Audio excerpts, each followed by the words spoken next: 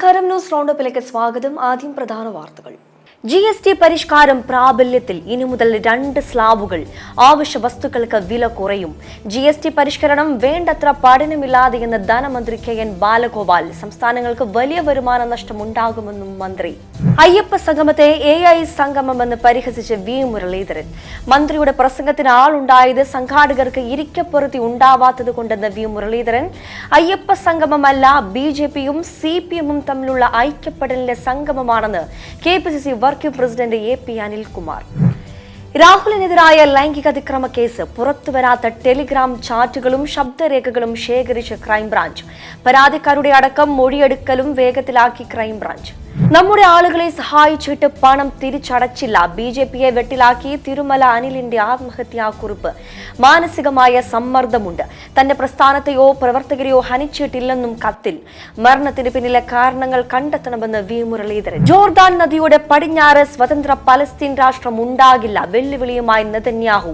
പലസ്തീനെ സ്വതന്ത്ര രാഷ്ട്രമായി അംഗീകരിച്ച രാജ്യങ്ങളോട് അമേരിക്കയിൽ നിന്നെത്തിയ ശേഷം മറുപടി നൽകുമെന്നും ഇസ്രായേൽ പ്രധാനമന്ത്രി. വാർത്തകൾ വിശദമായി. രാജ്യത്ത് GST പരിഷ്കാരം പ്രാബല്യത്തിൽ വന്നു. 4 സ്ലാബുകൾ ഉള്ളത് 2 കുറയുമ്പോൾ ജനങ്ങൾക്ക് അത് വലിയ നേട്ടമുണ്ടാകുമെന്നാണ് വിലയിരുത്തൽ. പാൽ, പനീർ മുതൽ തേയില, കാപ്പിപ്പൊടി അടക്കം കുഞ്ഞു കാറുകൾക്ക് വരെ വലിയ വിലക്കുറവാണ് പ്രതീക്ഷിക്കുന്നത്.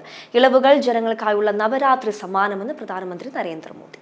5%, 12%, 18%, 28% എന്നീ 4 GST സ്ലാബുകൾ ഇന്നു മുതൽ പഴങ്കഥയാവുകയാണ്. ഇനി മുതൽ 5%, 18% മാത്രമാണ് GST സ്ലാബുകൾ. പുതിയ പരിഷ്കരണം പ്രാബല്യത്തിൽ വരുന്നതോടെ ആവശ്യ വസ്തുക്കളായ പാലും പനീറും ഉൾപ്പെടെ നിരവധി വസ്തുക്കൾക്ക് GST ഉണ്ടാകില്ല എന്നത് സന്തോഷം നൽകുന്ന വിവരമാണ്. നെയ് മുതൽ പനീർ വരെ 700 ഉൽപ്പന്നങ്ങൾക്ക് വില കുറച്ചെന്ന് അമൂൽ അറിയിച്ചു. തേയിലയും കാപ്പിപ്പൊടിയും 18% നിന്നും 5% സ്ലാബിലേക്ക് മാറുകയാണ്. ബിസ്ക്കറ്റിനും ഐസ്ക്രീമിനും ചോക്ലേറ്റിനും കോൺഫ്ലേക്സിനും മറ്റ് ബേക്കറി ഉൽപ്പന്നങ്ങൾക്കും വില കുറയും. സൗന്ദര്യവർദ്ധക വസ്തുക്കൾക്കും ഇലക്ട്രോണിക് ഉൽപ്പന്നങ്ങൾക്കും വലിയ തോതിൽ വില കുറയും. സോണിയും സാംസങ്ങും LGയും ഉൾപ്പെടെയുള്ള മുൻനിര കമ്പനികൾ ഇതിനകം തന്നെ പുതുക്കിയ വില പുറത്തുവിട്ട് കഴിഞ്ഞു.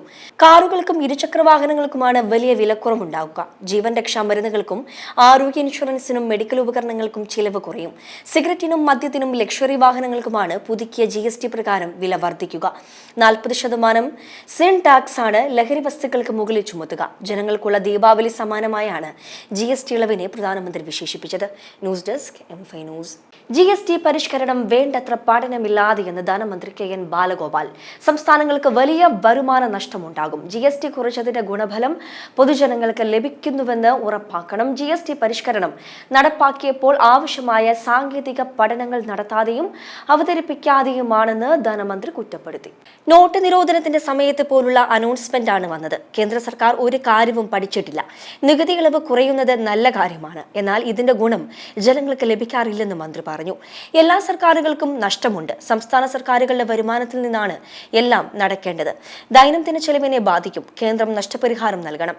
ഇത് തന്നെയാണ് BJP ഭരിക്കുന്ന സംസ്ഥാനങ്ങൾ ഉൾപ്പെടെ ആവശ്യപ്പെടുന്നത്. അല്ലെങ്കിൽ സംസ്ഥാനങ്ങൾക്ക് ബുദ്ധിമുട്ടുണ്ടാകുമെന്ന് ധനമന്ത്രി വ്യക്തമാക്കി. ലോട്ടറിയുടെ കാര്യത്തിൽ ഓണം ബമ്പറിന്റെ വിൽപ്പന നടക്കുക പഴയ നികുതിയിൽ തന്നെയായിരിക്കും. എന്നാൽ ഇന്നു മുതൽ മറ്റ് ലോട്ടറികൾക്ക് പുതിയ സമ്മാന ഘടനയും പുതിയ നികുതിയുമായിരിക്കും. വില വർദ്ധിപ്പിക്കുന്നത് എളുപ്പമായിരിക്കില്ല. നിലവിലെ വിലയിൽ തന്നെ നികുതി ഉൾപ്പെടുത്താനാണ് തീരുമാനം. ഇന്നു മുതൽ ഇത് നടപ്പിലാക്കുമെന്നും ധനമന്ത്രി വ്യക്തമാക്കി. News desk M5 news. Ayyappa സംഗമത്തെ AI സംഗമമെന്ന് പരിഹസിച്ച് V മുരളീധരൻ. മുഖ്യമന്ത്രിയുടെ പ്രസംഗത്തിന് ആളില്ലെങ്കിൽ സംഘടിപ്പിച്ചവർക്ക് ഇരിക്കപ്പുറത്തി ഉണ്ടാകില്ല. അതുകൊണ്ടാണ് മുഖ്യമന്ത്രിയുടെ പ്രസംഗത്തിൽ ആളുകൾ ഉണ്ടായത്. ആളില്ലാത്ത കസേരകളുടെ ദൃശ്യങ്ങൾ മാധ്യമങ്ങളിലൂടെ പുറത്തു വന്നതാണെന്നും മാധ്യമങ്ങളെ അവഹേളിക്കുകയും ആക്ഷേപിക്കുകയും ചെയ്യുന്നത് CPM അവസാനിപ്പിക്കണമെന്നും മുരളീധരൻ തിരുവനന്തപുരത്ത് പറഞ്ഞു. കഴിഞ്ഞ ദിവസം വലിയ കൊട്ടിഘോഷിച്ച് നടത്തിയ AI സംഗമം, പമ്പയിൽ നടത്തിയ സംഗമം, അതൊരു വലിയ പരാജയമായിരുന്നു എന്നുള്ളത് വ്യക്തമായിരിക്കുകയാണ്. മുഖ്യമന്ത്രിയുടെ പ്രസംഗത്തിന് നമുക്കെല്ലാവർക്കും അറിയാം, മുഖ്യമന്ത്രിയുടെ പ്രസംഗത്തിന് ആളില്ലെങ്കിൽ പിന്നെ അവിടെ സംഘടിപ്പിക്കുന്നവർക്ക് ഇരിക്കപ്പുറത്തി ഉണ്ടാവില്ല.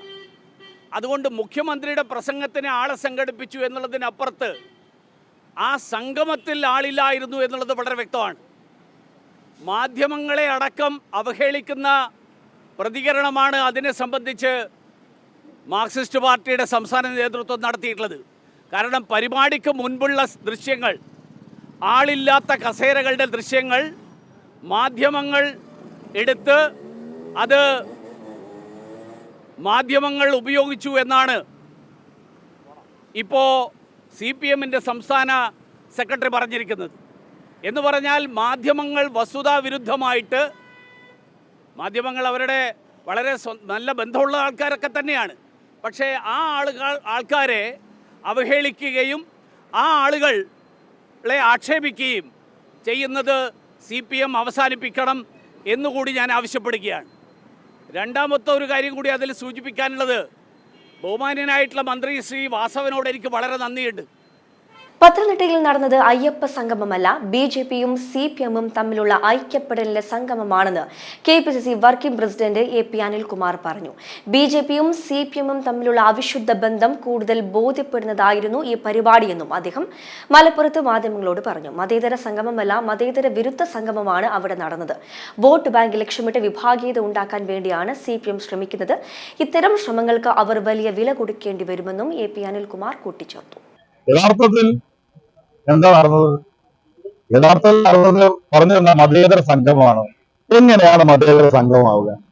കഴിഞ്ഞ 6 മാസക്കാലമായി 6 വർഷക്കാലമായിട്ട് തന്നെ വളരെ ശക്തമായ രീതിയിലുള്ള ന്യൂനപക്ഷങ്ങൾക്കെതിരെയുള്ള പ്രസംഗങ്ങൾ നടത്തിക്കൊണ്ടിരിക്കുന്ന SNDP ജനറൽ സെക്രട്ടറിയെ കാറിൽ കയറ്റിയാണ് അദ്ദേഹം പോകുന്നത്. അത് ആരാണെന്ന് നമുക്കറിയാം. NDA നയിക്കുന്ന നേതാവിന്റെ പിതാവാണ് അദ്ദേഹം. എന്നിട്ട് പ്രസംഗിക്കുന്ന കാര്യങ്ങളെ കുറിച്ച് ഞാൻ പറയുന്നില്ല. അതേ യോഗത്തിൽ തന്നെ എന്താ ഉണ്ടായത്? യഥാർത്ഥത്തിൽ നമുക്ക് വിശ്വസിക്കാൻ കഴിയുന്നു UDF കോൺഗ്രസ് ആണ്